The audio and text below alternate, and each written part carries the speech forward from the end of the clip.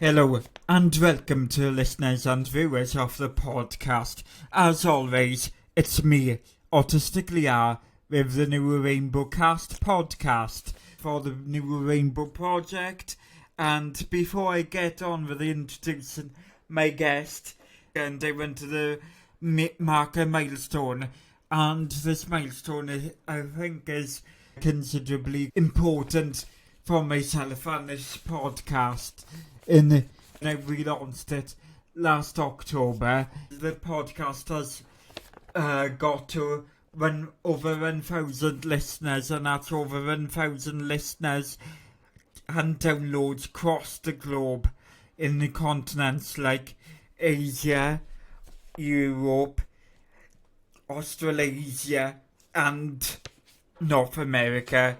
And for those listeners and now viewers of the podcast who have decided to listen and tune into this podcast, I thank you so much for the podcast since we launched. My guest this week, like the first Lydia Wilkins, who came on a podcast to chat about her cookbook, Autism Friendly Cookbook, which I chatted to her about autism and eating, as well as with promoting that book. Lydia Powell, like Lydia Wilkins, asked to come on a podcast rather than me inviting them on directly by contacting them. She kind of asked if she wouldn't mind coming on a podcast, which I was delighted to accept, and it was great privilege and delight to be able to have the chance to interview her, and which I was pleased with the interview, given a blockbuster interview, talking about the confidence coach and how she got to where she is.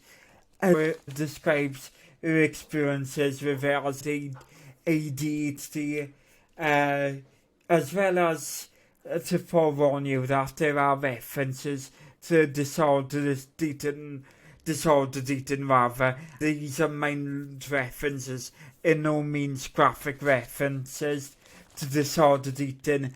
It is important to let you know in advance. So if this is a triggering topic for yourself, then you might want to skip over.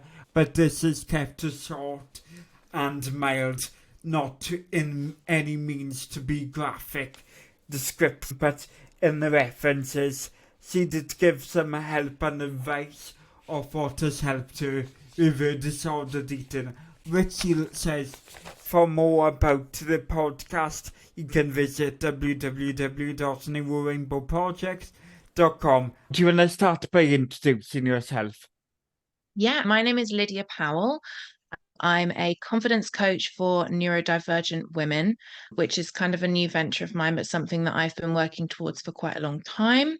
I was diagnosed with ADHD myself 2 years ago, I think 2021, when I was 25. I'm 27 now, so I'm in the late diagnosis gang with all of the women. And prior to working for myself, I was a finance manager. So my background is accounting and finance, which is really exciting. What I'm doing now is much better by far. But yeah, that's just a bit about me. Yeah, that's great. So a bit of this interview, as you went to focus on, so we'll focus a bit on about what the confidence coaching is and the importance that for neurodivergent women, as you tend to help neurodivergent women the most, and touch on your diagnosis of ADHD, and as well as your experience in employment and how that's been for you. So do you want to start by giving a bit of a backstory about your neurodivergent story? So how did you find out you had ADHD, and what were the signs from your early life into adulthood? Yeah. So it was a bit of a long, complicated story for me, as I think it is for a lot of people, especially women. I remember having all of the kind of feelings from a young age of being different, not being the same as everybody else, being very distractible, very chatty, getting told to shut up a lot at school. For me, I'd say the real issues for me began when I was sort of a teenager. Naturally, at school, I did well. I was naturally academic. I think that's probably one of the reasons why it wasn't picked up on, because I was getting the grades.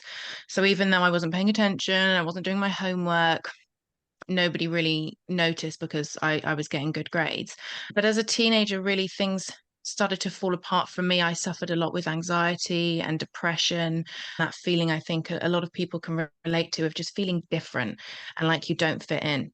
So I remember seeking help from a doctor by myself. I didn't even tell my parents. I went to the doctor and said, I feel so anxious and I'm depressed all the time. And I remember actually at the age of 19 saying to a doctor, I think I have bipolar disorder.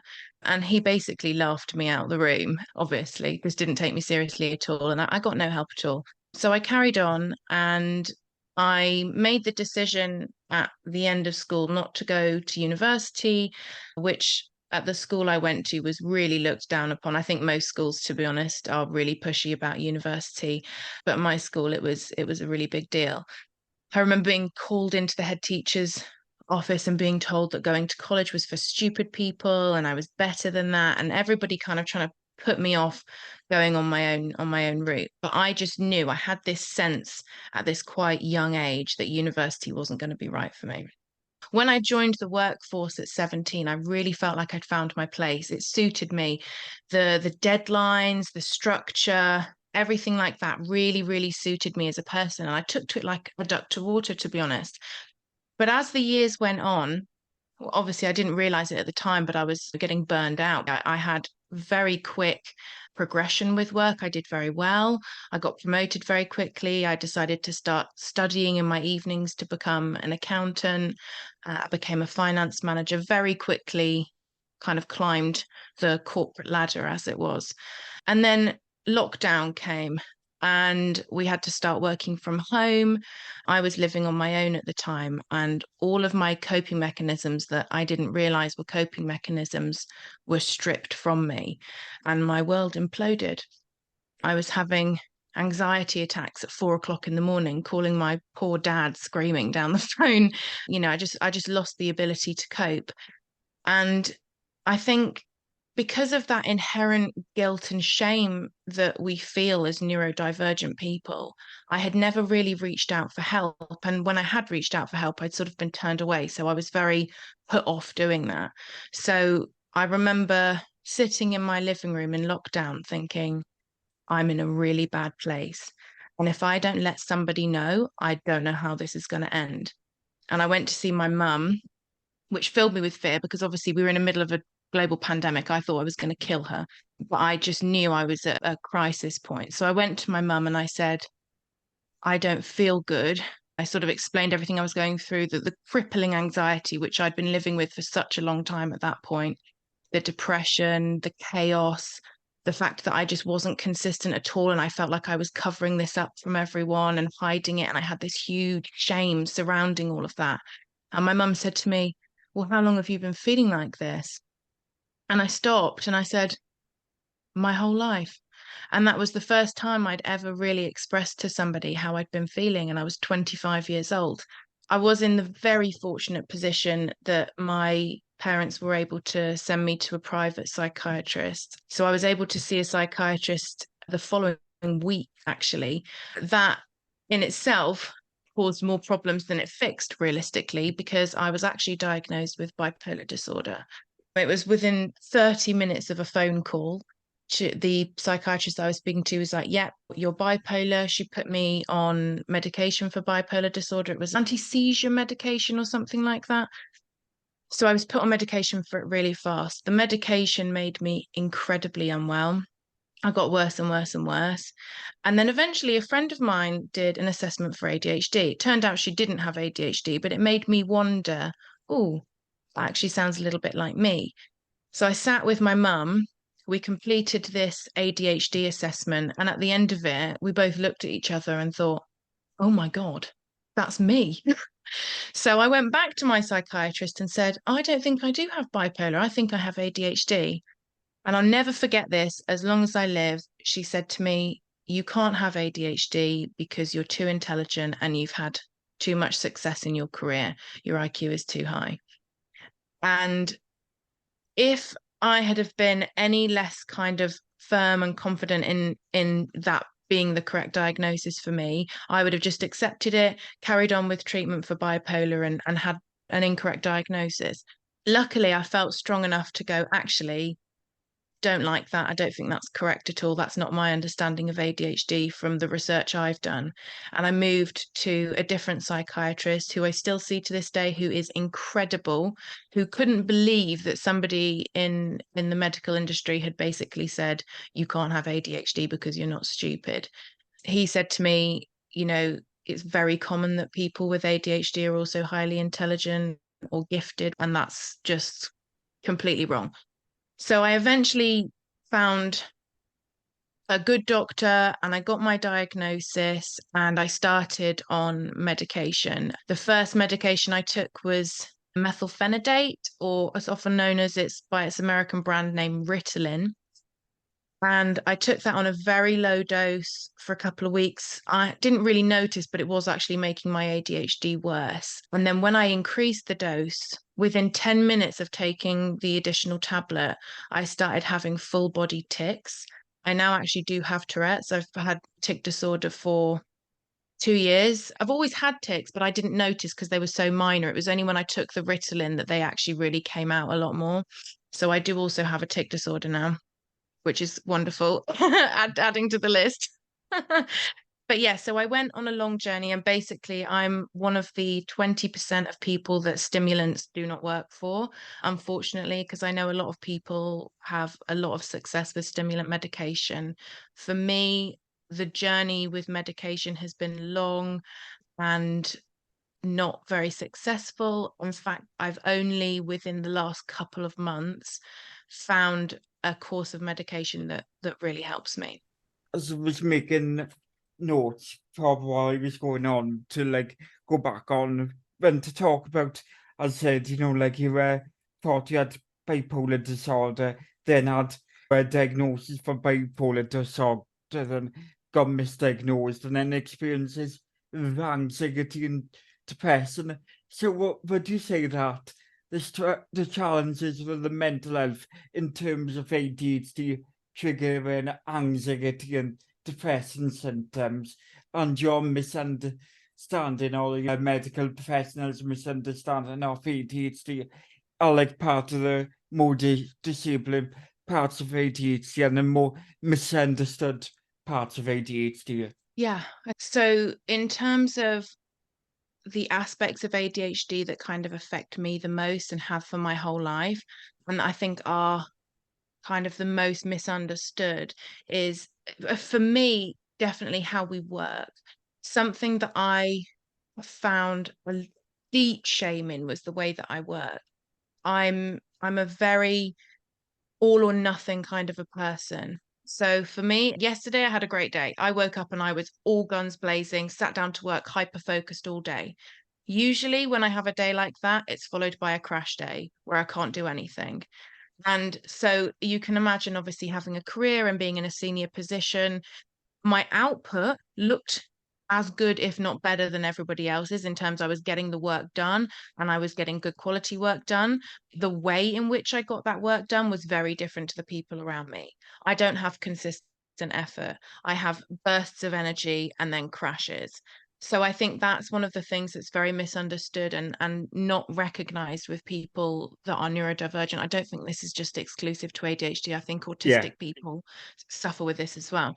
So I think for me, from the point of view of work and it really affecting my life in that way, I would say, yeah, 100% the way that I work was really challenging for me. And even though I was getting the output, the work was done, the way in which it was done filled me with shame. And that in itself causes huge anxiety and depression. You feel like a fraud, you feel like you're going to get found out.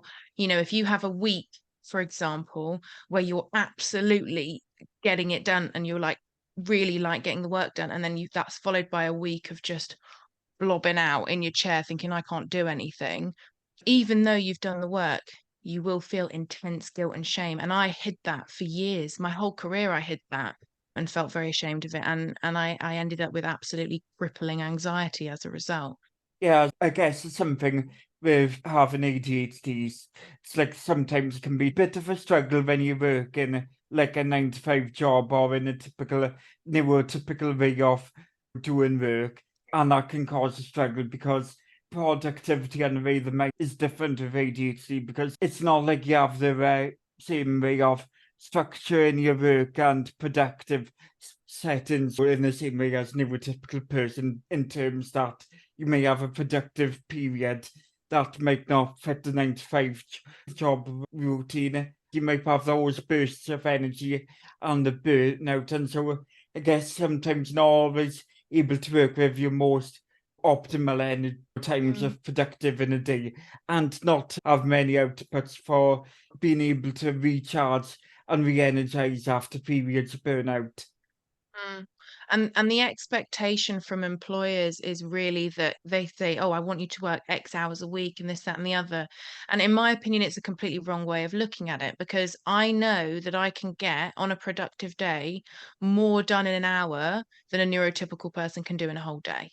I know that I can have these incredibly intense bursts of productivity. And that in itself is such a skill, and it's so unrecognized by the way that companies operate nowadays. It really isn't understood, it isn't recognized. I think it's slightly better now that people can kind of work from home. And since the pandemic, companies have adopted more flexible approaches to working. But I still think that there's a huge misunderstanding with how neurodivergent people work. And it's not worse, it is just different. Our work is valuable, our contributions are valuable. I think everybody accepts that Silicon Valley wouldn't exist without autistic people. So the contribution that neurodivergent people make to the world is absolutely huge. And I think that we're just lagging behind in terms of finding a way to adapt the working world to how people with brains like ours work and operate. Would you say from stuff of having that like sense of hyperactive and being quite positive in your mood, and having that like intense burst of energy and happiness, and then having these crash out and burnout moments, would you say it's particularly stuff like that was an issue for you in terms of getting a late diagnosis, and then particularly thinking it's like bipolar disorder? Yeah, I think the anxiety and depression, as I understand it, I think it's emotional dysregulation is a symptom of ADHD, a recognized symptom. But the anxiety and depression, often it comes to the forefront when you're getting a diagnosis. And that tends to be what the medical professionals look at. They go, "Oh, anxiety, depression." But what's the cause of the anxiety and the depression? For me, it was definitely trying to fit myself into a neurotypical world as a neurodivergent person, and feeling, when you're very aware that you're operating in a very different way to everybody else, you do feel a sense of shame. Why am I different? Why can they do this and I can't? And there's nobody there going, "Hey, your way is just as good.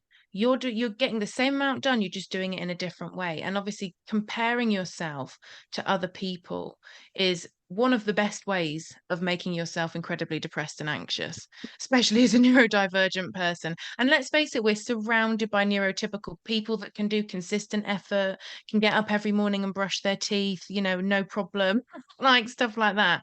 But us neurodivergent people, we aren't like that. So I think that being in a neurotypical world and having to kind of fit into those sort of styles of working and things, it was a massive cause of depression and anxiety for me. By the end of my career, I quit my last job in, it would have been like October, November 2021. I hit major burnout. Major burnout, and I was pretty much out of the game for 2 years. It was really, really bad. And that was almost entirely down to, well, several things. First of all, people pleasing and the inability to say no. So I had a huge amount of work piled on me. I had done very well and I was very successful, but I had kept hidden from my employer that I struggled with my mental health.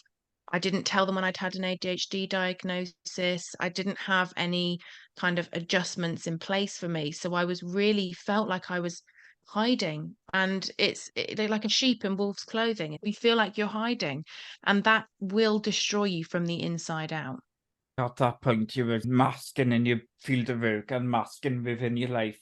And so when, just like for clarity, was you getting diagnosed with ADHD?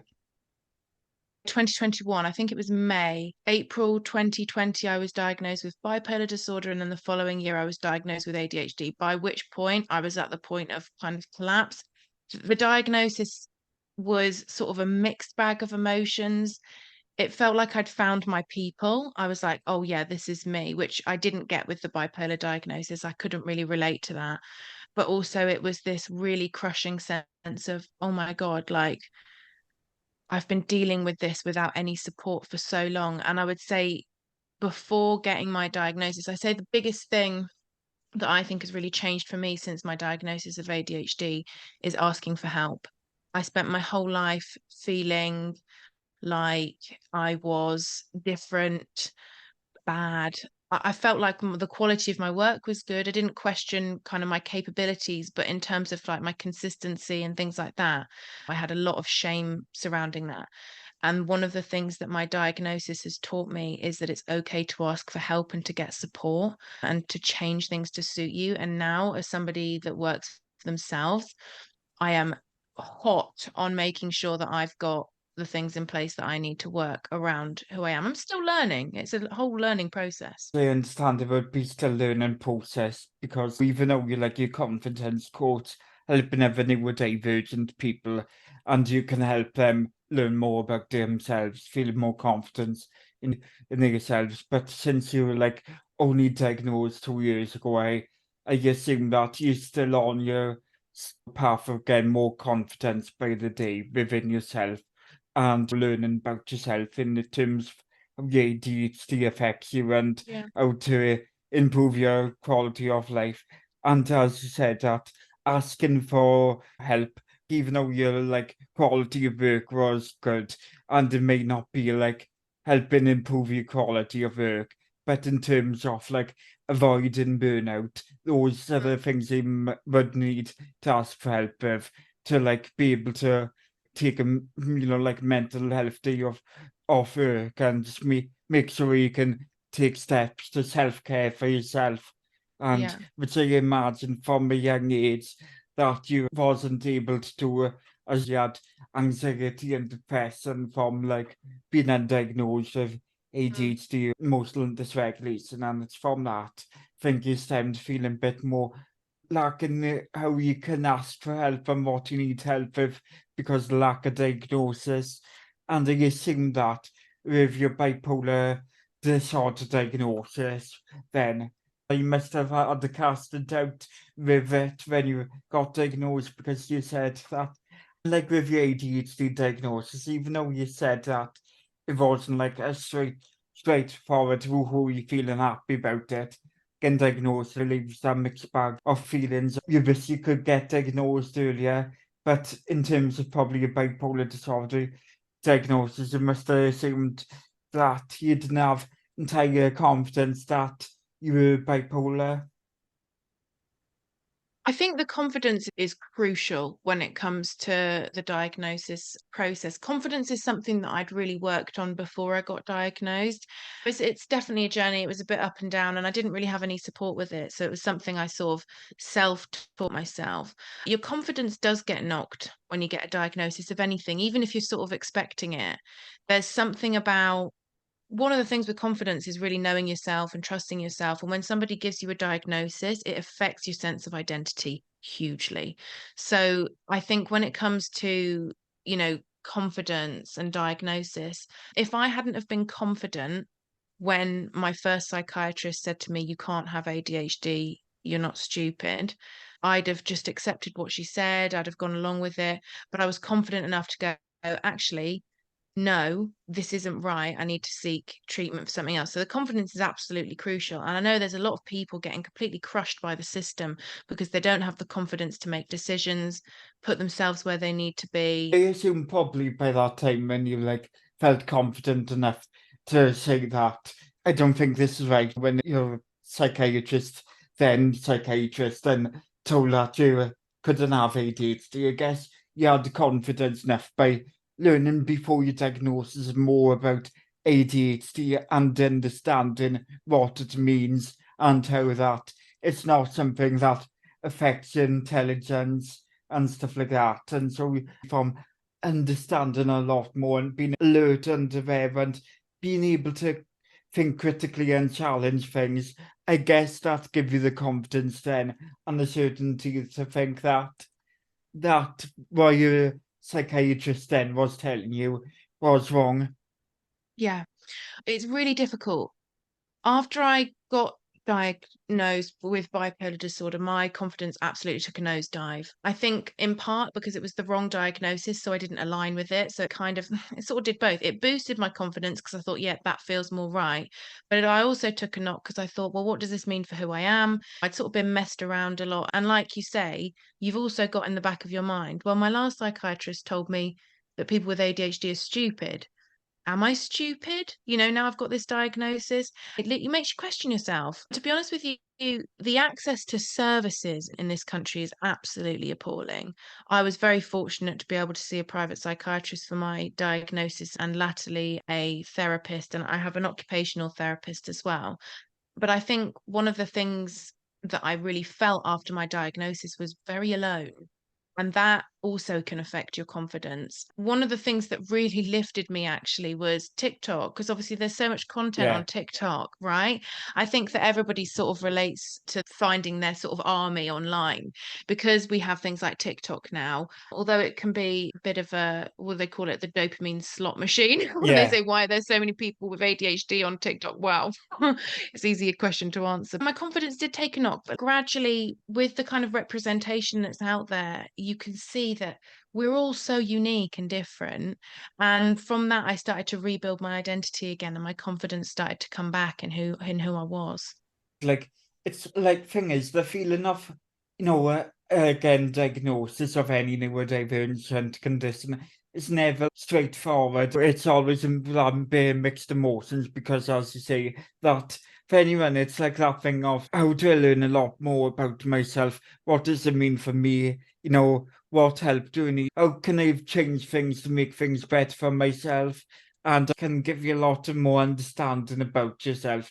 But from getting a diagnosis, it can be quite isolating still Mm, even to this day, even though we get a lot more understanding. yeah. Because as I say, you got a lot more understanding on social media as you can like a big platform like TikTok because you're Mhm. seeing people talk about it like full videos, seeing people's faces talking Mm. about it makes you feel a bit more personal. Yeah. But still, when you are getting diagnosed, there's no meetup or any groups they can interconnect with other neurodivergent ADHD adults and get to know these things. When you probably say about the lack of service to get diagnosed in the UK, understanding what your diagnosis means, and in terms of the therapies that can help with Mm. yourself that are, as you hinted, you had occupational therapy with it, but lack of understanding, as you said, when you were in your teen years, there was lack of understanding of for yourself of what ADHD and bipolar disorder means. Going back to when you was in your teenage years, even though you thought then you might have bipolar disorder, then you would be more confident with it than when you got your diagnosis in your adult life, being a misdiagnosis. But what was like before you got your ADHD diagnosis? What changed with your understanding of ADHD and bipolar disorder and the things you learned in between? First thing I actually want to say is Yeah, I'm glad I was misdiagnosed with bipolar disorder, and I'll tell you the reason for why, because it wasn't the right diagnosis for me. But one of the things that happened when I was diagnosed with bipolar disorder is I was forced to confront my own stigma within myself against mental health. There is so much stereotype, stigma, and taboo around mental health. When I was suddenly labeled with a mental health condition, I had to deal with my own prejudice and my own stigma. All of a sudden, it was directed at myself, and I thought, oh my God. So, one of the things that came from that was a real deep compassion for people with all kinds of mental health conditions and issues. I get hyper fixated on things. So, when I was diagnosed, I researched the living daylights out of bipolar disorder. I can list off all the people in the world that are famous to have bipolar disorder. It sort of helped me to be more compassionate. So when I came to getting my ADHD diagnosis, I guess I'd sort of handled a lot of the issues I had within myself with stigma and stereotypes. But again, I've been faced with it in the medical industry. I think the difficult it's so difficult to kind of move away from your kind of pre-existing feelings about stuff and to relearn about something. I had to learn what ADHD was, what that meant for me. I did a lot of research on the internet. That's so Oh, ADHD of me. yeah.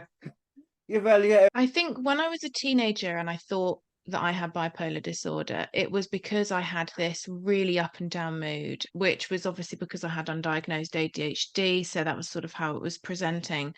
And when I went to the doctor, I was desperate.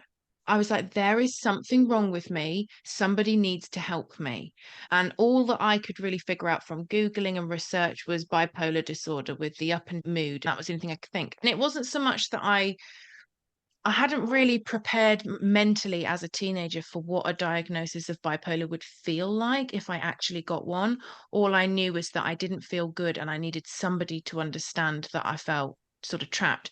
So when it came around to actually being diagnosed with bipolar disorder as an adult in 2021, it was very much like, oh God, I was right. There is something horribly wrong with me, and no one's missed it. There was a lot of anger. I felt quite a lot of anger around the period of time I was being diagnosed, mainly because I felt when I was a teenager, I was so desperately crying out for help, and it felt like no one had listened.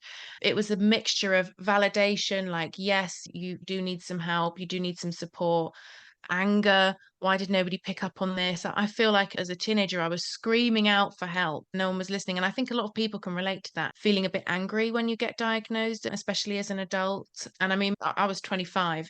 That's quite young compared to a lot of people. I know a lot of women who've been diagnosed in their 40s and 50s. I think that was the sort of transition. As a teenager, I was absolutely desperate for a diagnosis because I knew there was something wrong and I needed help. Whereas when I Yeah, was an adult, it sort of changed to anger of like, I've been suffering with this for so long and nobody's picked up on it. And I've yeah, done everything in my power. yeah. I think when you get like, diagnosed later on in life, it can trigger like a grief complex of not getting a diagnosis early on. And guess from the point to you getting your diagnosis until then, you was in an awkward period of not knowing about who you are. And since then, your teenage years, when you figured out something was different about yourself, and you had a different mind to other people around you, that from early on then, like you spent your life until your diagnosis working out what was different and being that confused, Mm. space. I think as well, you don't think you know anybody that's like you. My best friend was recently diagnosed with ADHD and autism. We've been best friends since we were 11. And it's so taboo and stigmatized and not understood that we went all that time not knowing that we both basically had the same condition. I haven't got a diagnosis of autism, but I do have quite a lot of autistic traits. And we sort of were joking saying that I'm like mainly ADHD with a bit of autism and she's mainly autism with a bit of ADHD.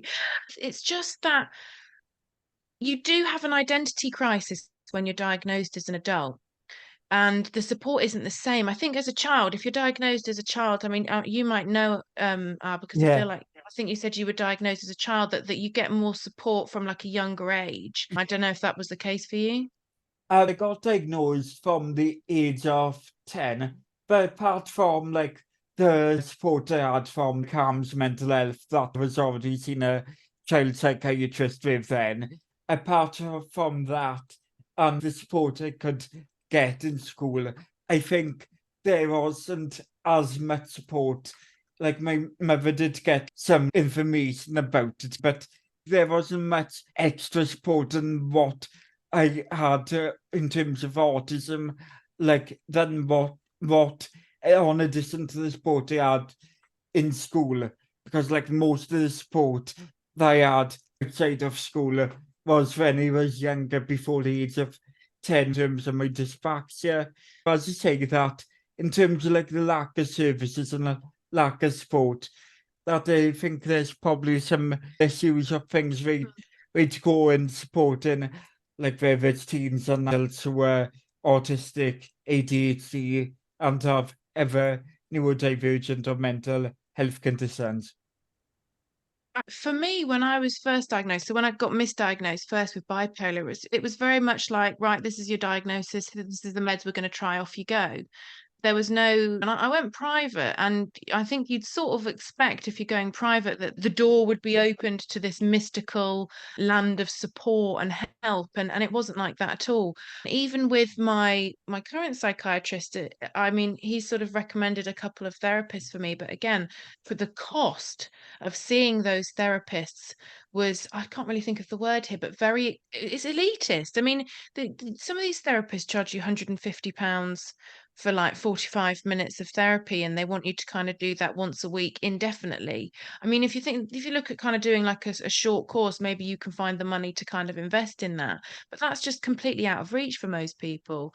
I think even through the NHS, I mean, like if you're saying you were diagnosed as a child and there still wasn't really any support, I think it's an issue of massive importance that neurodivergent people basically just aren't getting the support that they need.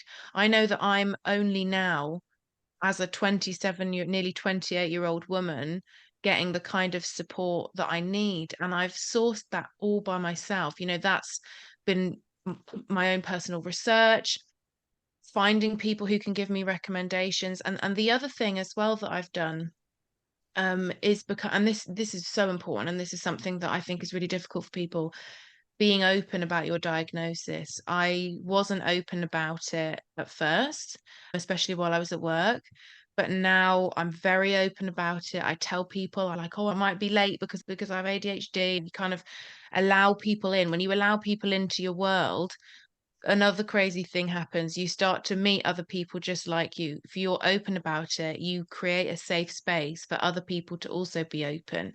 I've met so many incredible people who are autistic, ADHD, dyslexic, dyspraxic, all because I've been able to say to people, oh, I have ADHD. And it gives them the safe space to kind of open up. And I really do believe that connection with other people is a great way of accessing support. My connections with people who have ADHD is what's led me to the support that I receive now.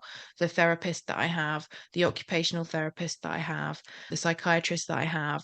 Also, I have a business group that's for neurodivergent women. That's all come about through connections with people who are neurodivergent. The more open we are, the more it will lead us to the right services. But again, it shouldn't be that way. The services should be easily accessible. Because, like you say, when you get your diagnosis, you might not want to tell people straight away. And therefore, you don't necessarily get the information you need to find the resources that you need, which is, again, where kind of confidence comes into it. And confidence is being able to own your identity, speak your truth, and live as your authentic self, your unmasked, authentic self. As you're saying, in terms of when you got, like, started to be open with your diagnosis of ADHD, sharing your ADHD traits and talking about that. And I think that's the biggest thing in terms of confidence and like working on your confidence that you can do is be open and honest and tell people that part of your identity. Because like for many years, that's when I was like battles with my internalized ableism, or until I was becoming an adult in like just before my 18th birthday, and that's the only point where I started to feel comfortable disclosing that autism diagnosis with my peers, and so that confidence, I'd say that it's probably like the biggest aspect of working on your confidence is how you disclose, share, be open and transparent about your neurodivergent traits. It's about having that confidence in your identity and not seeing it as a defect. I think as well, one of the really sort of challenging things is when you kind of opening up and sharing with people is what their reaction is going to be, and how the onus being on you to educate people. And I think what can be really stressful, and I found this particularly with the bipolar diagnosis, you feel like you have to educate people. People will make comments so offhand, like, oh my God, she's so bipolar, or he's so bipolar. And they use it as an insult. To go into an environment where you've heard people make comments like that and to feel comfortable then exposing that part of yourself, it's never going to happen, because the fear is awful. Like, well, what are they going to think of me? They obviously have this negative association. And it's the same thing with ADHD or any diagnosis. You get the onus is on you to educate other people, and as that's tiring, it's exhausting. I don't want to have to educate everybody on who I am. Yeah. And I think that's something that collectively we all kind of have to deal with, is educating people. And that's scary, and it requires confidence. It also requires energy, and sometimes you can't be bothered. You're not always going to want to tell people because you just think, can't bother today.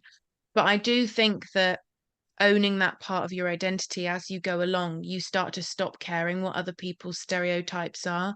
If you live in your true, authentic self, you will show people the beauty of who you are as a whole, irrespective of your diagnoses. So going back on like when you said that, like you went from like when you was in childhood, got diagnosed with ADHD and autism, and with your ADHD and you tends a lot to stick traits. So what are the telltale traits from like your life that you were showed that you were had ADHD then throughout your life? Oh, where do I begin? It's interesting because now I have the diagnosis to have more of the vocabulary around it, whereas I didn't have the vocabulary before. I am extremely time blind. Good luck getting me anywhere on time. That is something that I have to put a lot of work in. Lateness. My focus is horrible. If I'm talking to somebody and I'm not interested, it is physical pain for me to try and stay engaged in the conversation. Physical pain. So that kind of staying focused on things that I'm not interested in is really hard for me. And that kind of actually spreads not just out and deal with communicating with people, but also in the way that you work. I hyper focus massively. I'm a huge hyper fixator. So I do have these short burst hobbies where I'm really kind of interested and then I give up on them really quickly. But I also have periods of hyper focus where I'm really going for it. I think for me, the really kind of classic ADHD symptoms that I'm affected by, yeah, the distractibility. I am incredibly impulsive, very chatty, if you hadn't noticed. Mhm. I think I can be quite snappy and irritable. I'm impatient, very impatient. That's something that I'm really working on at the moment, especially when it comes to work. When I go to work, I'm a different person. I'm like this. And I'm very impatient. And I kind of expect other people's brains to work as fast as my brain does, which obviously most people's don't. Racing thoughts. I have 100-mile-an-hour thoughts. I'm a great problem solver, but that's great when you want to solve a problem. In the rest of your life, having thoughts that never shut up isn't always a great quality. I'm an insomniac. I struggle to sleep. And I also have had addiction issues in the past. So that's something that I have to work on as well, which again is really common with people with ADHD, that constant hunt for dopamine. I also suffer a lot with sensory issues. I have a lot of sort of sensory icks, which I think is very ADHD and autism. I think they're kind of, some of the crossover things. I also really struggle with disordered eating. So that's something that's kind of been an issue for me, either eating loads or eating absolutely nothing at all. It When I started taking medication, that got even worse. And actually at the moment, getting back into a routine of eating is something that I'm working really, really hard on. I actually went, God, I'm just trying to think, without proper, it's been about 3 months of really struggling to eat at all. And I'll occasionally get days where I can sort of go for it, but that's sort of another issue. And if you don't eat, your ADHD gets worse. So that inability to kind of focus and get down to things, and all of the symptoms that I listed, the depression, the anxiety, all gets worse when you're not eating. So that's another one I think that people don't really talk about too much, is the disordered eating that you can have with ADHD as well. With the disordered eating, how was it like affected you, and how were the things that have helped you in terms of like starting to recover from it, making like start on a bit more healthier relationship with it, improve like your eating disorder? Yeah. So I have actually kind of, I feel like I'm really coming through the other side with this one. I've had a lot of help from therapists with this. So a lot of my kind of food issues can be sensory. So it's a bit complicated to explain, but when it comes to food, there is an awful lot of anxiety wrapped up in the idea of planning food. I find that very overwhelming, and preparing food seems like a really daunting task to me.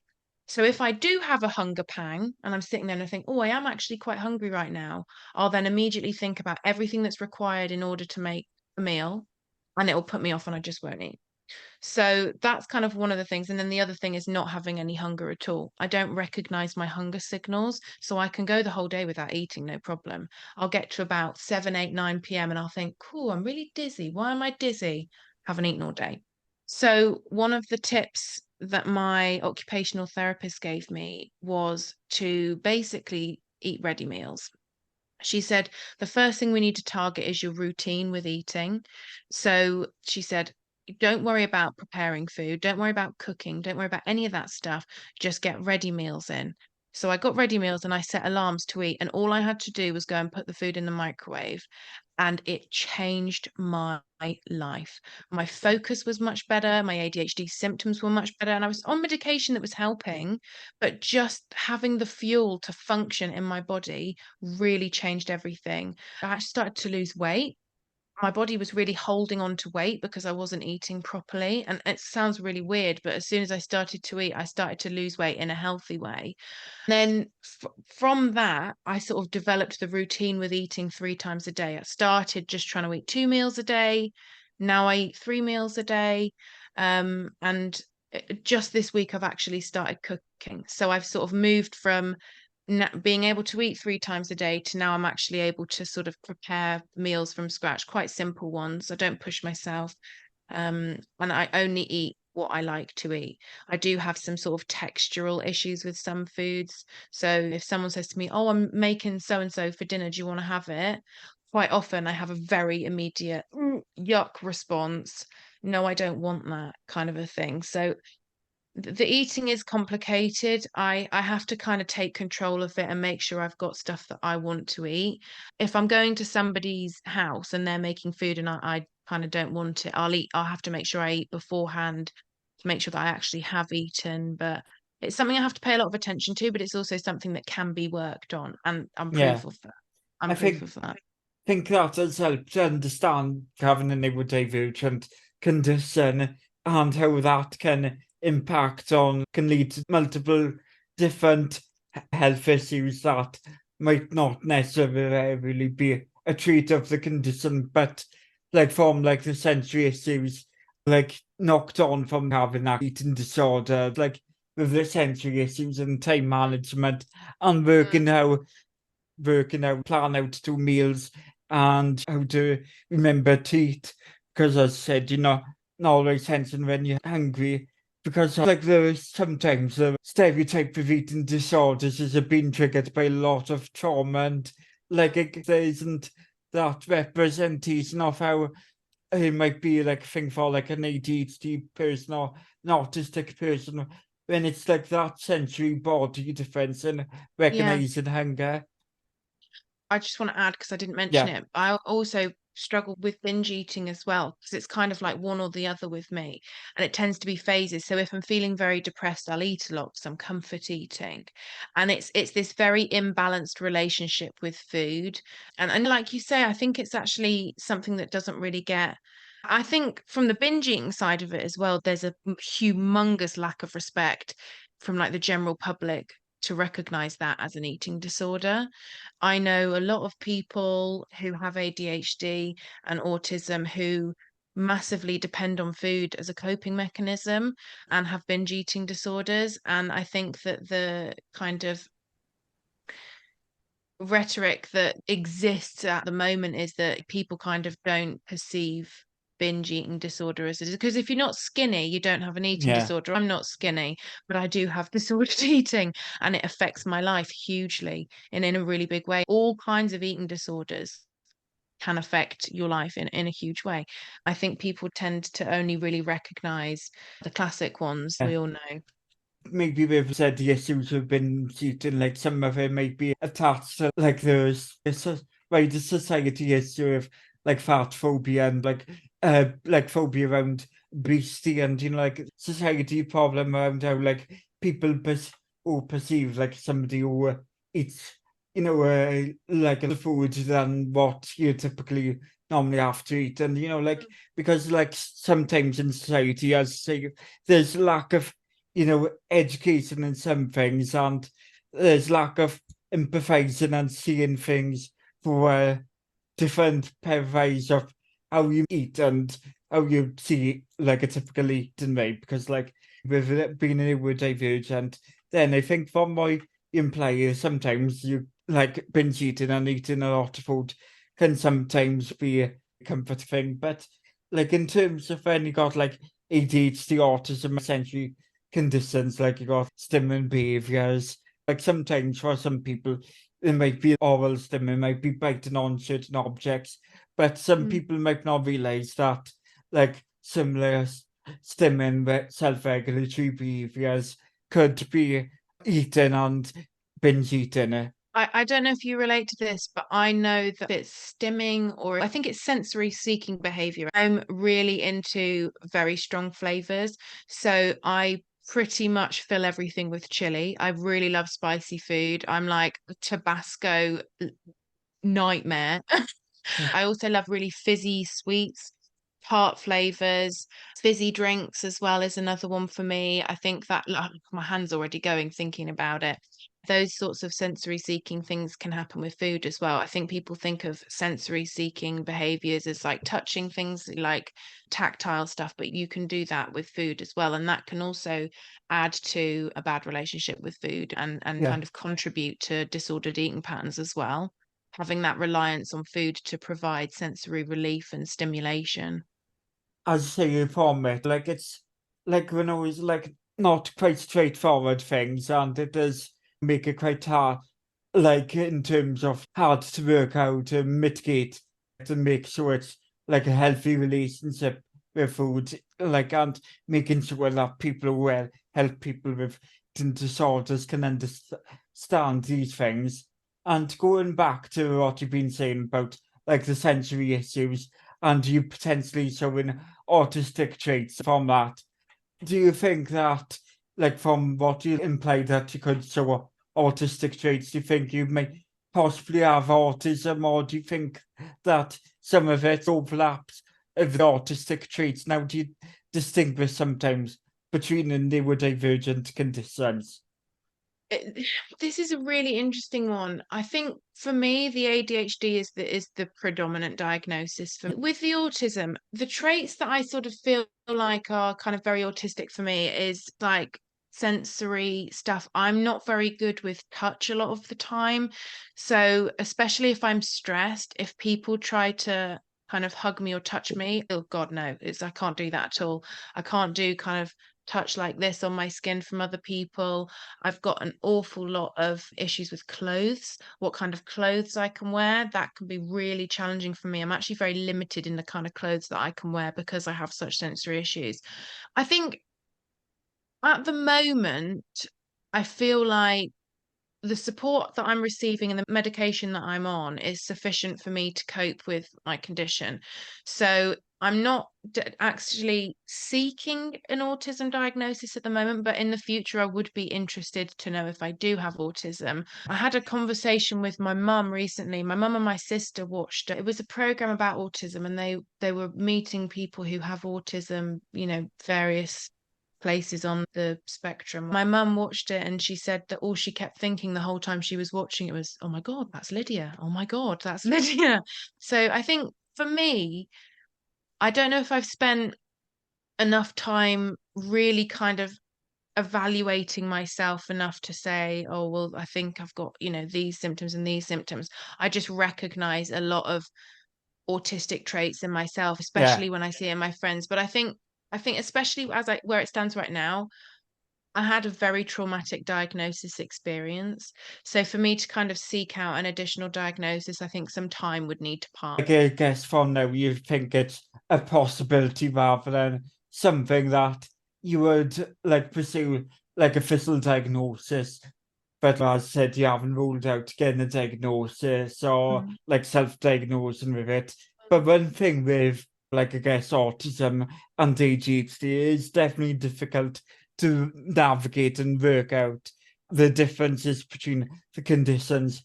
Because like with myself, I do question whether I would have ADHD myself.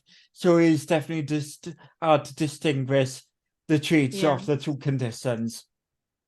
Absolutely. And I think the crossover traits between ADHD and autism, I mean, there are so many. I think one that springs to my mind is rejection sensitive dysphoria, which is one that I kind of spend a lot of time really thinking about because it relates directly to what I do with the whole confidence thing. I suffer with rejection sensitive dysphoria. I've got a friend that was recently diagnosed with it as well, and a client that has been diagnosed with it as a standalone condition. It's a standalone condition now, not just a symptom. I'm not even sure if it was officially recognized as a symptom, but that kind of sensitivity is something that's like a crossover with both ADHD and autism. I think as well, one of my best friends is dyslexic, and the crossover of symptoms that me and her have is really interesting. So I think that all of the kind of neurodivergent conditions, dyspraxia, dyslexia, ADHD, autism, etc., there's so much crossover that it's actually quite difficult to just put yourself in one box.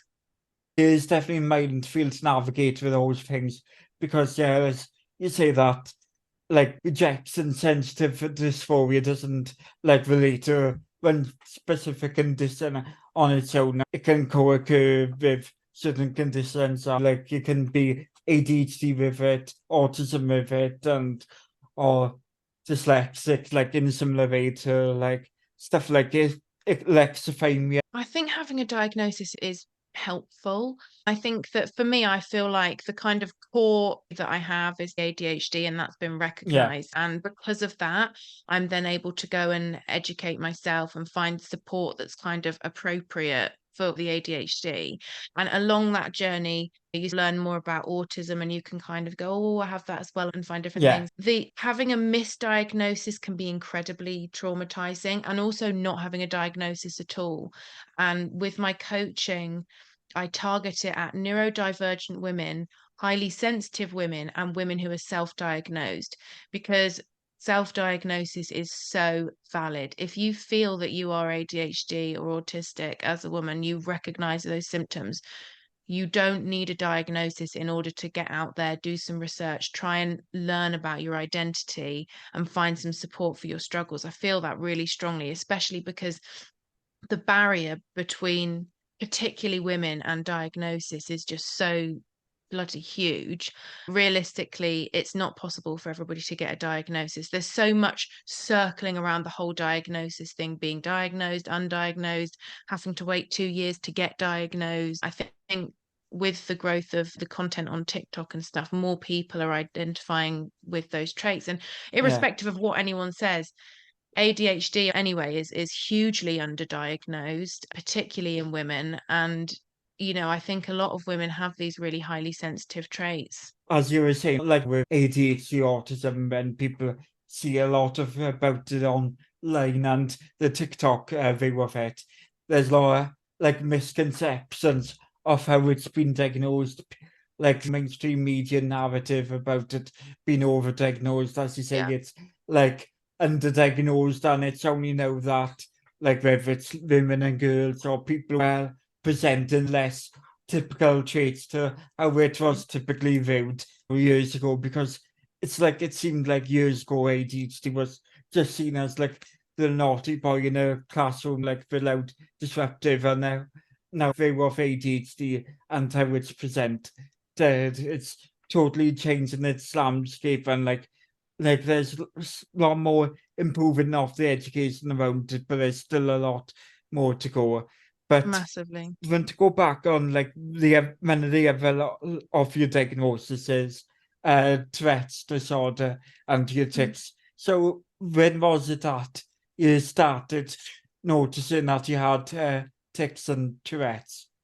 So this one was a really interesting journey for me. I didn't realize that I've always had tics.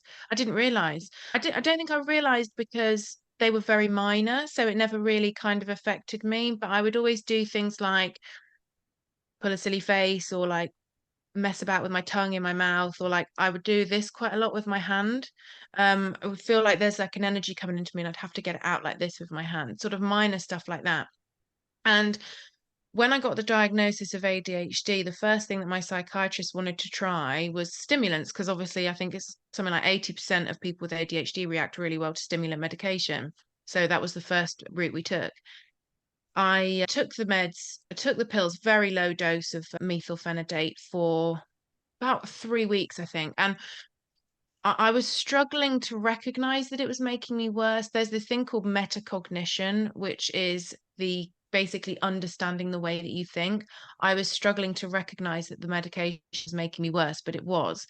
My psychiatrist wanted to put me on a sort of low dose for that initial period because obviously I had the diagnosis of bipolar and he didn't want it to trigger mania. Anyway, I had a phone call with him and I said, "Yep, it's fine. I'm fine. Nothing bad's happened." So he was like, "Okay, well, you increase the dose." So I took a pill, an extra pill that day while I was on the call with him, hung up. 10 minutes later, my head was slamming into my shoulder repeatedly and I couldn't make it stop. I'm trying to think how long it went on for, but the tics I was having was every single day, every minute of the day, constant, full body tics. It was a lot of like my head going back and forth. It was painful. It was actually very traumatizing. And again, my heart goes out to people that live with in a constant state of that because it if nothing else, it's bloody painful. I had vocal tics as well. Again, I think I've had vocal tics my whole life, but it's it's hard to you just feel like you've blurted out something stupid when you have quite minor tics and it's not kind of like forcing its way out very kind of aggressively. So I think I took the dose for about 3 more days before I just completely stopped taking it and called my doctor and said this is like going horribly wrong. But the intense tics that I was having lasted for about I want to say 6 to 8 weeks. I was on holiday when it started, and it was slightly decreasing as the medication was sort of, well, I don't even know if the medication was still in my system, but I was having them for such a long time, these really bad tics. I was absolutely terrified that my job was going to kind of find out. So I was trying to hide it. I was trying to hold the ticks in. Anybody that has ticks know that if you kind of hold a tick in, it's absolutely exhausting and painful. I had to keep kind of like running to the kitchen and having these huge tick attacks. In the evenings, it would just be constant because I'd spent the whole day doing my absolute best to suppress it. And I would have these ginormous tick attacks in the evening. It was horrific. I was just crying constantly. My tics never really fully went away. One of the medications I take now suppresses tics, so they're a little bit better now. The kind of full body tics that I had sort of went away. I don't do that anymore. I don't tend to get, I do sort of lift my head. If I do it, I'm going to start, yeah, I'm going to start ticking, but I do move my head around a bit with tics and I make noises and things like that. But at the moment, I wouldn't say I find it debilitating. Again, I think it's sort of like a confidence thing. I accept that it's a part of who I am.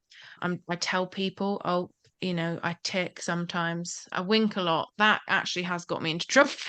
Winking is not a great tick, let me tell you. I winked at a guy on the train once and sat mortified with my face out the window, thinking that was so embarrassing. To be honest with you, sometimes I do have tic tacs and I do have them stronger on some days than other days. but I feel like other people suffer with it so much more than I do. For me, it's something that I just kind of accept about myself. It's not something that I ever anticipate fully going away, and it doesn't get in the way of my life, but it is a visible element to my disorder. So it's, in a way, if we kind of think about masking and covering things up, having the tics being exacerbated by the meds and then all of a sudden sort of having a very sort of noticeable tic disorder took away my ability to fully mask being neurodivergent and having mental health issues.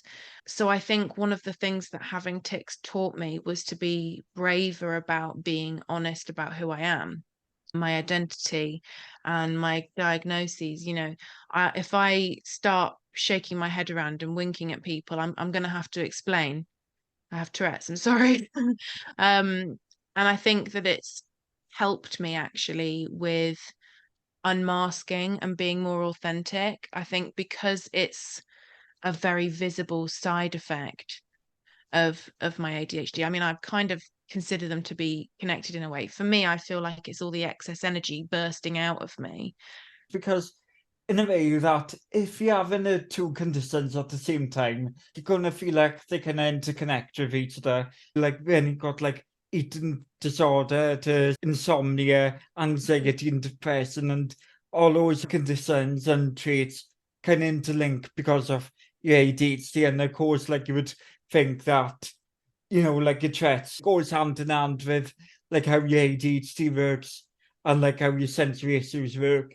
So what are the things that have helped you in terms of your tics and Tourette's me to make sure like when full tic attacks and anything that could be like injurious or painful? It's really difficult to say because it's like sneezing, it's involuntary. To an extent, if I'm having mild tics, I have an element of control over it, so I can sort of redirect it through my hand or something like that. It's very, very mild. But now, as it stands, um, like I say, my medication kind of reduces, sort of suppresses the tics, so I suffer with it a lot less at the moment. However, when I'm starting to have a tic attack, which does still happen, I find meditating really, really helps. In fact, one of the things that I often do, and this is going to sound silly, but I get my mum to hold my head. I think just having like my mum's hands on my head is really calming for me. But if I don't have my mum, I'll sit there and I'll hold my head like this. It's kind of an act of, because obviously, like, I feel like that's where the tics are coming from. It's my brain, it's my head. I'm purposefully focusing all of my energy into my head to try and kind of de-stimulate and calm down. And I just sort of have to let it flow I out. think it kind of makes sense because, like, as you said, that with certain sensory things, that I guess it's the pressure on the head makes you feel a bit calm and just having Yeah. that like weight on your head. And like, so what are the things that like you reached out now for support and like do certain things for self-care? Because, like, as you said, you do meditation and I think you do like stuff like yoga. So can you like see what are the things in terms of self-care that to help you? Self-care is so important, and I've actually just made a poster for myself, which is on my wall. I think, oh no, you can't see. I struggled with for a long time, and I think understanding what self-care is really important. Self-care isn't just about, putting moisturizer on and, meditating. Self-care is doing things to honor and respect your body and mind. So one of the things that I did, which has changed my life, was, I'm just trying to figure out when I started now. It would have been February 2022. I joined a tag rugby team. It's called Tri Tag Rugby. It's pretty much all over the country and it's mixed sport. It's boys and girls. They do taster evenings periodically through the year where you can go along and try it out. I met a woman, a wonderful woman at a networking event, and we went and had coffee. And she must have ADHD too, because 5 hours we chatted at each other. And she said to me, "Oh, you should come along and try it." And it was that evening. And to be honest, if it had have been the next day, I don't think I'd have gone because I'd have talked myself out of it. But I thought, oh, I'm going to have to go now, blah, blah, blah. And I went, I joined a team and they're like family to me now. It's been absolutely wonderful. I started playing once a week, now I play twice a week. And just that feeling of having a group of people where you go, you play sports together, you have a drink afterwards or whatever. Um, that socializing and that having like a group of people kind of separate from everything else in your life is I mean, it's saved my life. I can tell you that because I've been through the hardest 2 years of my life, and that team kept me going. The people on that team, and they were some of the first people that I disclosed my diagnosis to. They're incredibly supportive. I think it's really nice that it's sort of boys and girls. It's the most beautiful environment that you could be in. So there's that I do, which is brilliant. And I could sit here and talk about it for hours, and I won't. Um, Hmm. I I also really struggle with rest, getting rest properly and relaxing and doing self-care. So one of the things I've just created for myself, it's called a dopamine menu, like dopamine menu. So a list of things that will give me dopamine, but also just kind of help to remind me to relax. So I've got that poster on my wall right now. I'm a massive journaler. I cannot emphasize enough how much journaling changes your lives, how transformative the practice of journaling is. And I recommend it to absolutely everyone. It's something that's really important to me. I think I've been doing it now since 2019. I've been sort of regularly journaling. That's something that I would say every single person ever should do, but particularly those of us who are neurodivergent, because a lot of the time we process how we're feeling verbally. So I process a lot of things by talking, but you can also do that in a journal. So if you don't have someone to talk to, journaling can literally be your best friend. I'm looking at my menu for ideas of what I do. Also, I'm a very spiritual person, so I'm like really into crystals and tarot and stuff like that. So that's one of the things I do. And I think that having faith, having spirituality, can really help with purpose and stuff like that. It's not for everyone to totally get it, but Yeah. that's one of the things that's really important to me. But yeah, I love writing. I love walking my dog. I think that's another thing, actually, just going back to the sports. One of the things I really struggle with is exercise, actually. I can feel quite like I want to stay in the house. I really struggle with being cold, so I quite often don't want to leave. I also struggle with being hot, so I don't want to leave the house. So, sort of forcing myself to walk my dog and having the sports team keeps me accountable, makes me go and exercise. I'd also recommend, if it's affordable for people, if you want to get exercising, get a personal trainer if you can afford it, or go to classes. Things that hold you accountable where other people are there, I find really, really helps. Yeah, in terms of when you mentioned about personal trainer, there's like find your local gym and look at different activities and like exercise classes you got going on, and so Mm. like look for what suits yourself. Then I assume, and for menu was talking about the dopamine menu. What explain what a dopamine menu is? So, a dopamine menu is a list of things that will give you dopamine. So, for me, I'm very impulsive, and one of the things that I have a tendency to do is to avoid spending time on my own. So, I often in the evenings find myself driving around desperately looking for someone to hang out with, and it's a distraction technique to avoid sort of sitting with yourself and being calm and kind of learning to sort of regulate. So a dopamine menu is a list of things that will give you dopamine that is healthy and sort of within your own boundaries. So I have mine stuck on my wall so that I can see it very easily and refer to it. So when it comes to the evening, because I don't know about you, but sometimes I don't know what I want to do, or I can't really remember what I enjoy doing. I know that sounds a bit silly, but I think that's just sort of working memory and being able to kind of recall what's important.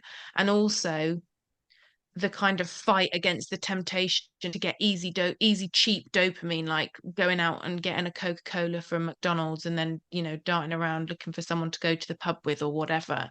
So on my dopamine menu, I have got in blue lots of things that I like to do to relax. So if I give you a few examples, I've got meditate, listen to podcasts, creative writing, yoga, FaceTime dates with friends, playing The Sims. I love playing The Sims, no shame. And then in orange, I've also got things that help me get into the space to do that. So use a timer, light a candle, play music. I've also got YouTube fireplace. I put YouTube on my TV and I get like a fireplace, and that really sets a vibe for me. I don't want to leave my room when I've got the fireplace on. I'm like, oh God, yeah, I'm ready to chill. So I actually made the poster on Canva. I'm not the most creative design person ever, and now I have it on my wall. So I really love that, and it does remind me of ways I can kind of care. You went to the community to talk about your work with a confident woman coach in work. Give an idea to like the work you want, yeah, that you do, and give like a way of like telling people what you do and how they can find you, like, and how people can reach out to you. So I discovered quite early on that I am quite a naturally confident person, although I have been on a journey with it and built it over time. I discovered quite early on in my career that I had a real passion for mentoring women. I kind of discovered that a lot of the women that I worked with were really insecure and shy, and they weren't getting what they deserved out of work. They were afraid to ask for pay rises and promotions, and as a result, they were getting stuck where they were. And that was denting their confidence even more. They felt like they were overlooked. So I mentored some women at work and helped them to get pay rises and promotions, and that lit a fire within me. First thing I actually did was I set up an events company for women where I started doing networking events for women, bringing young women together in a really fun, non-intimidating way. So when I decided I wanted to work for myself, what I really wanted to do was work with specifically neurodivergent women who I feel suffer significantly more with their confidence. Also, highly sensitive women, women that don't necessarily have a diagnosis of a neurodivergent condition, but really relate to kind of, RSD, hypersensitivity, that real struggle with confidence in getting what you want. I went on a course to learn how to do that, and I had great success with a couple of clients, got so much out of it, and I realized this is kind of my place in the world. I want to support women to get what they deserve in life, to step into their identity, own who they are, be able to kind of face the world bravely and express their authentic selves. Confidence changes literally everything. That limiting beliefs crush us completely. And everybody's affected by this, but my particular interest is in women. I'm on TikTok at the dot confident woman and Instagram at the confident dot woman. I offer one-to-one coaching, and I also am working on some really affordable downloadable workbooks as well, so that it's kind of accessible to everybody. My main thing is making sure as many women as possible have access to confidence, learn how to grow it, learn how to keep it, and really learn how to love themselves and get what they deserve. Yeah. So I guess from when you're doing these one-to-one sessions, you tend to chat to any diverse people about like what's going on in their lives and help them understand and be more aware of the neurodiverse and condition and looking at how they can improve things in their lives and looking at problems and like helping them solve them. Is it more like that? The key, first of all, is getting to know yourself, becoming firm in your identity. A lot of us are people pleasers and self-sacrificers, and we can lose our identity whilst we're doing that. So the first kind of stage is really getting to know yourself and understanding who you are, your values, what's important to you. After we kind of do that, then we start to look at where are the areas that your confidence is low, and then we find practical solutions bespoke to each person as to how we're going to achieve that step by step, achievable rate Yeah. of pace, and go from there. Build it. Confidence is something that can be learned. You are not just born with it. It isn't something that is just reserved for the elite few that just happen to have it because they are X, Y, and Z. No, we can all be confident. It is for everybody. We all just have to learn, and some of us just haven't got the skills yet. But honestly, it's something that should be for everyone. And women, particularly neurodivergent women, really suffer in lacking confidence. And there's a lot to work through with the RSD. So for me, it's about getting you to understand your identity and who you are, and then building a toolkit to deal with situations going forwards to become a more confident person. Do you think it's like giving people the help and support that you wish you had when you were getting diagnosed? I honestly wish that I had a service like this when I was going through my diagnosis and when I was going through burnout as well. I look back on my career with a tinge of sadness that at sometimes I felt so crushed by it that I got myself to a place where I could really handle anything. And I mean, the thing with confidence is even the most confident people have wobbles. We're not perfect. Like everybody will have the moments. But being able to trust yourself, handle yourself, make decisions for yourself, and put yourself first is so important. And it's something that, yes, I do wish that I'd had a service like this at the time.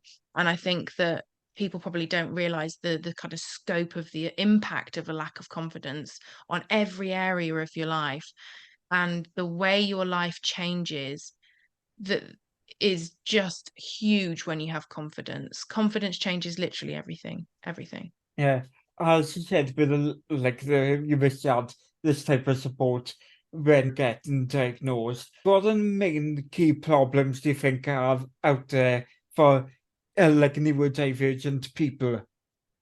I think probably you're looking at things like imposter syndrome. I mean, imposter syndrome affects 70% of the population.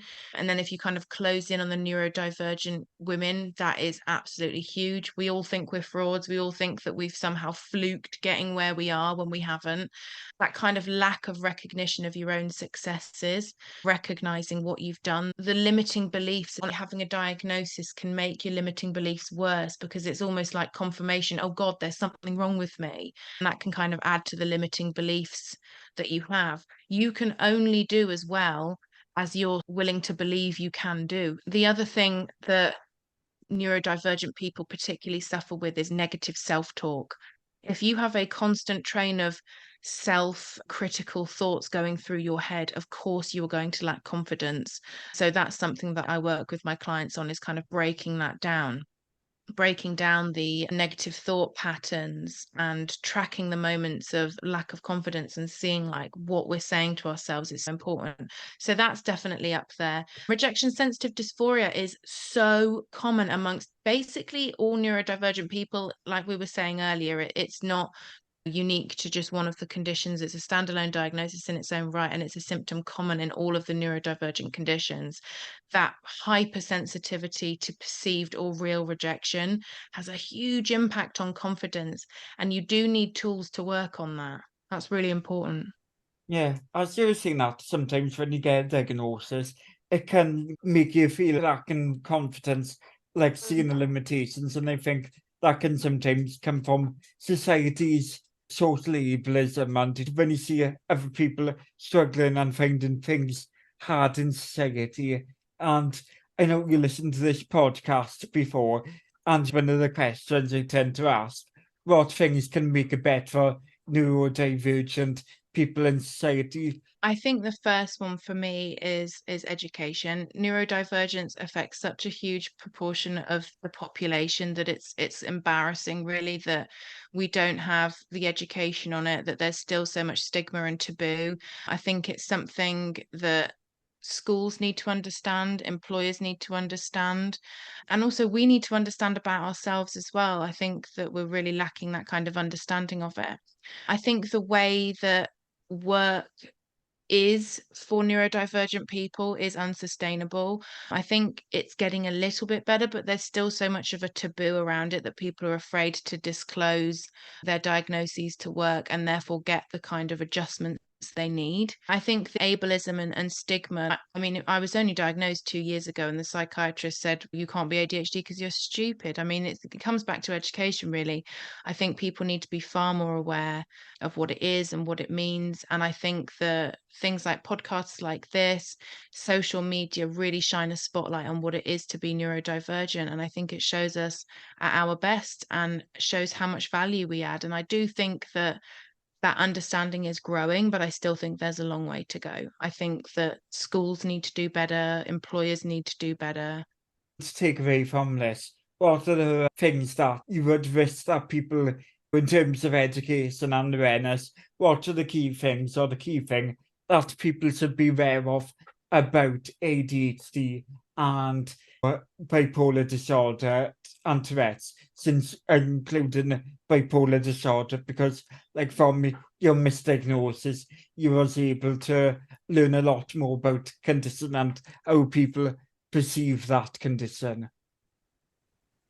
Is I think that we need to be more flexible in our approach. And I don't even think that this is just for the benefit of neurodivergent people. I think that we are working and learning in a way that is so outdated, it doesn't really suit the world anymore. I think people need to know that people who are neurodivergent and, suffer with mental illness, we might need more flexibility in the way that things are kind of done. Like me personally, I am an amazing worker, but I know that I can't work a 9 to 5 like everybody else.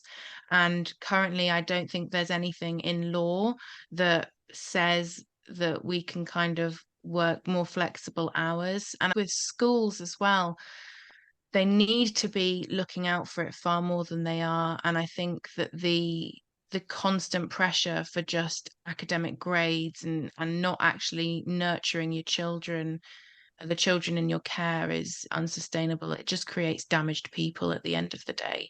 And then we have to, as adults, do the repair work on that. It's difficult because I think the whole system needs a huge overhaul. And at the moment, we are trying to kind of fight for it to of get our adjustments in place. But I think the whole system needs a revamp because we're losing so much value that could be added to the world generally from neurodivergent people because we're overlooked. It's like a square peg trying to go through a circle hole. It's not going to happen, but that doesn't mean that we're any less valuable. We need to treat people like individual human beings. I think the problem with the whole 9 to 5 structure is it's very much a kind of copy paste. Everybody does the same thing, and that doesn't work for everybody. And I think you have to treat everybody as an individual. And as an employer, what I would say to employers is ask your employees, what do you need from me to make your working life easier? Do you need more flexible working time? Do you need more deadlines? Do you need more check-ins, or do you need to be left alone a bit more?